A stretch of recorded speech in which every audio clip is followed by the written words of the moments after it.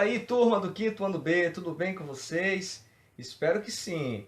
Estão prontos para mais uma aula? Vamos hoje para a disciplina de Ciências, cujo título do assunto é Água Doce, Salobra e Salgada.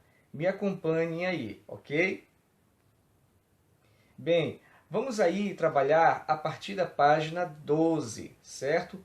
Começando aí com a nossa leitura, eu quero que vocês me acompanhem, tudo bem? Vamos tratar aí de algumas características da água, tudo bem?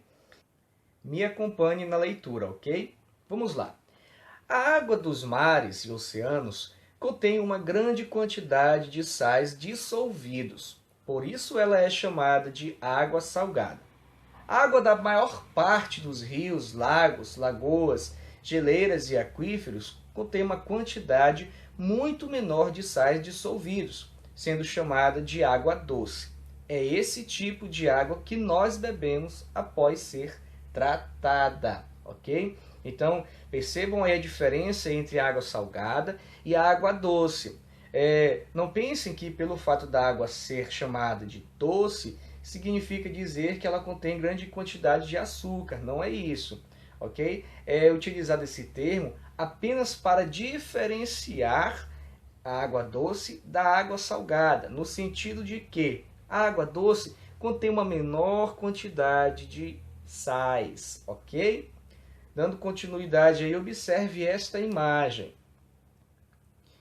Temos aí a imagem de um rio, tá? E uma imagem de uma praia, para fazer aí uma observação sobre os lugares onde nós podemos encontrar a água salgada e a água doce, ok? Leamos aí então. Nos rios, como o Amazonas, na região norte do Brasil, a água é doce. Já no mar, como na praia do Caldeirão em Florianópolis, a água é salgada.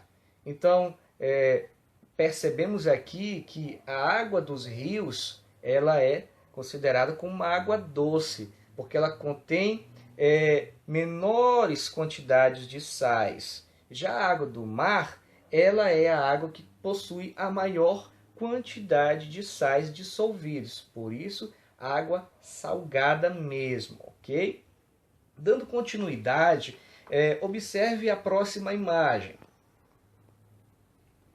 Observe aí esta imagem que está representando os manguezais.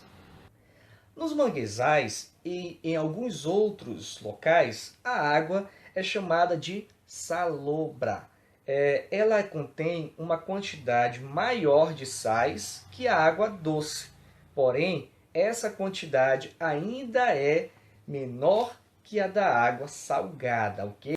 Então, a água salobra, ela é como se fosse um meio termo entre a água salgada e a água doce. Ou seja, ela tem menos quantidade de sais do que a água salgada, mas ela tem maior quantidade de sais do que a água doce. Por isso que ela fica aí nesse meio termo. Ela fica entre a água doce e a água salgada, ok?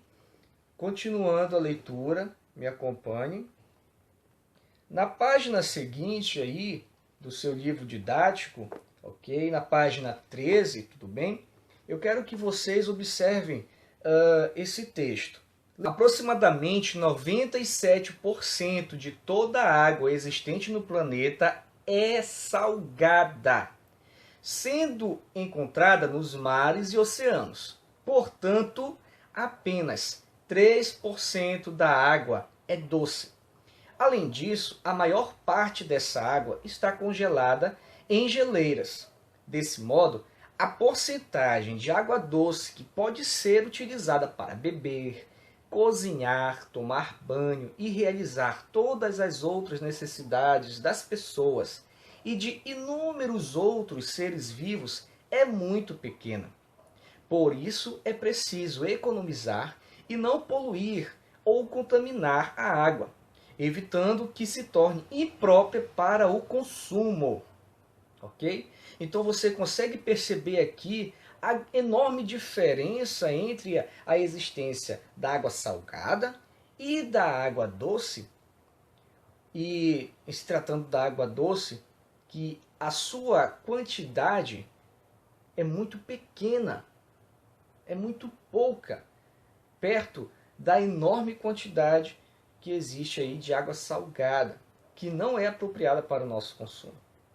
Tá? Então esse texto ele vem fazer algumas observações acerca da pequena quantidade de água doce existente no planeta, que inclusive é a água apropriada para o nosso consumo, a água necessária para a sobrevivência de inúmeros outros seres vivos, como diz aí no texto, e também para as nossas atividades do dia a dia, os nossos afazeres, para fazer a nossa alimentação, etc. Se toda a água do planeta Terra coubesse em uma garrafa de 2 litros, a água doce caberia em um copinho de 50 ml. Ok? Então, veja bem aí a dimensão da situação. Você tem uma garrafa PET de 2 litros, ok? Que tem aí 2.000 ml. E dentro desta garrafa de água, né, você teria aí 1.950 ml de água salgada. E a água doce seria apenas 50 ml. Então, uma quantidade muito pequena. Então, esse texto ainda chama a atenção para as questões de poluição, de contaminação, certo? Então, é muito importante que nós façamos essas observações, certo? Mas, professor, quando é que eu sei que a água está poluída? Quando é que eu sei que a água está contaminada?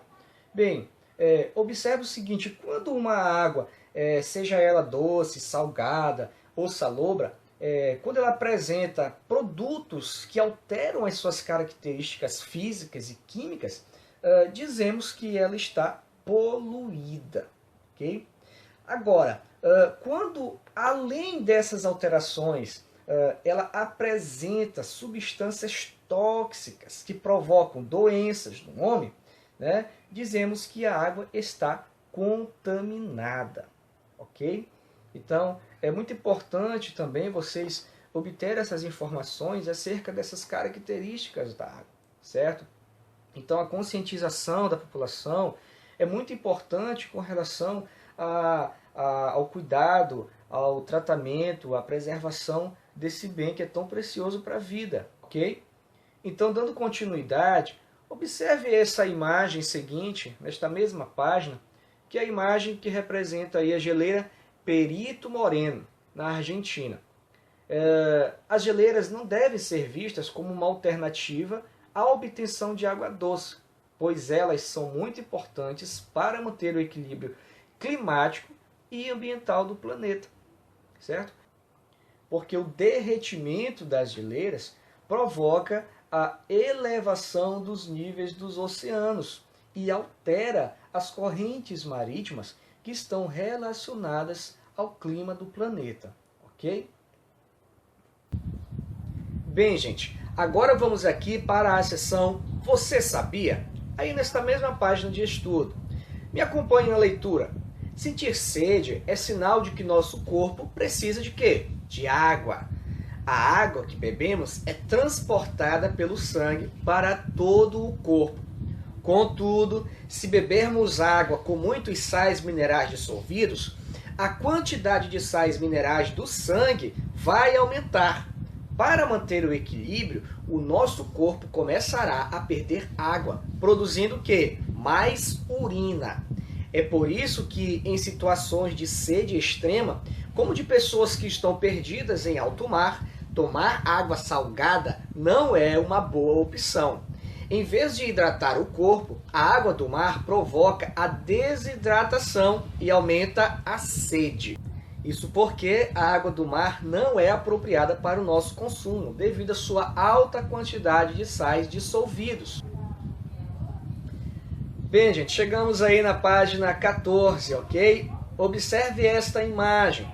Ela faz alusão à água, mais especificamente à água doce, que é apropriada para o nosso consumo. Ela é tão importante que foi instituído um dia mundial para ela, ok? Me acompanhe na leitura. No dia 22 de março de 1992, a Organização das Nações Unidas, a ONU, instituiu o Dia Mundial da Água, para que todos os anos questões importantes relacionadas à água fossem discutidas nesse dia e medidas práticas para resolver essas questões fossem planejadas por pessoas do mundo inteiro.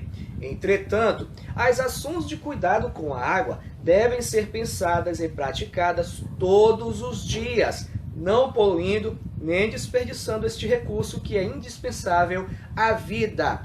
Então nós devemos pensar nos cuidados, na preservação da água todos os dias. Não somente neste dia 22 de março que foi instituído como Dia Mundial, para se pensar nela. Bem, gente, então é muito importante a nossa conscientização acerca da manutenção, da preservação deste tesouro natural que nós temos hoje, uma vez que sem ele nós não conseguiremos sobreviver. E as nossas atitudes negativas do presente, com certeza, influenciarão negativamente, de forma mais rígida, a vida das gerações futuras. E elas sofrerão graves consequências por conta disso também. Ok? Então, a partir dessas observações, faça essa pesquisa que encontra-se ainda nesta página, juntamente com seus familiares. Eu quero que vocês apenas dialoguem sobre isso. Conversem sobre as questões que envolvem a água aí no seu bairro, na sua rua e na sua própria casa. Que práticas negativas vocês conseguem observar? O que pode ser feito para melhorar? Ok? Então, dando continuidade, ainda nesta página, que é a página 14, ok? Eu quero que vocês observem aí a seção lápis na mão, ok? Nesta seção nós temos uma atividade. Aí na questão 1 você deve analisar essas três imagens. São três tipos de corpos d'água, ok? Você tem aí o rio, o lago e o mar. Qual é desses três tipos de corpos d'água que você tem como exemplo próximo aí à localidade onde você mora? Então, aquele que você conseguir observar, tiver conhecimento de que existe próximo da sua casa, do seu bairro, eu quero que você recorte, certo? E colhe lá na página seguinte, ok? Já na página 15, aí nesse espaço que está indicado pela seta. Aí você faz essa pequena pesquisa, ok? Agora, indo aí para a questão número 2, observe esta cena, tá? É uma cena de piquenique com 3 crianças, alguns alimentos, algumas embalagens, ok? Na letra A diz assim: ao fazer o piquenique, muitas embalagens de alimentos precisam ser descartadas. Que cuidados devemos tomar ao descartar essas embalagens? Bem, você vai jogar dentro do lago? Você vai jogar em qualquer espaço? Não. Você observa aí na imagem que tem cestos de lixos recicláveis. Então você faz essa separação, ok? Você joga as embalagens aí dentro dos cestos de lixos de materiais recicláveis, ok? Dando continuidade aí na letra B, qual é a relação entre o descarte incorreto do lixo e a poluição da água? Bem, se você jogar lixo em qualquer lugar, por exemplo, nos bueiros, nas ruas, a água da chuva vai carregar e pode ir direto para onde? Para os rios, para os lagos e também para outros corpos d'água. Inclusive, pode até causar inundações, entupimento de bueiros e aí pode provocar outras consequências, ok? Vamos para a letra C. Faça um X em pelo menos 3 itens representados na ilustração em que a água é encontrada. Observando a imagem, quais elementos você consegue perceber onde nós temos a presença da água? Bem, você pode fazer um X em uma das crianças, porque o corpo humano ele também é constituído de água. Você pode fazer um X no próprio lago lá atrás. Você pode fazer um X em uma das frutas. Você pode fazer o X em uma das garrafas PET, porque tem água dentro, ok? A terceira questão, ela é pessoal. Então leia e marque aí a opção que você achar que está correta. Tudo bem? A aula de hoje termina aqui. Eu espero que vocês tenham entendido um pouco mais sobre o conteúdo, tá? Então fiquem em casa, se cuidem, um forte abraço. Tchau, tchau.